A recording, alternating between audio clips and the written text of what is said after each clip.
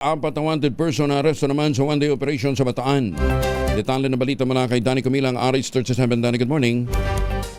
Arestado ang apat na wanted person sa loob lamang ng isang araw sa magkakahiwalay na manhunt operation na isinagawa ng Bataan Police Provincial Office nitong February 10, 2026 sa pamumuno ni Colonel Marte Salvadora, Provincial Director. Sa Balanga City, Bataan, nadakip ang isang wanted person sa kasong estapa sa Barangay Kupang Proper.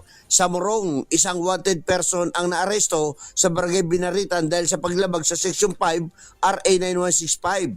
Sa bayan ng Samal, nasa Kote ang most wanted person sa kasong lascivious conduct sa lalawigan. Samantala, sa Orani, nadakip ang isang wanted person sa Barangay Balot dahil sa paglabag sa Section 12 RA 9165. Pinaigting ng Bataan PNP ang patuloy nitong dedikasyon sa pagpapatupad ng batas at paghahatid ng katarungan alinsunod sa advokasya ng PNP at ng Pro-Trade. Danny Cumilang, RH37, DCRH, una sa Pilipinas, una sa Pilipino. Maraming salamat, Danny.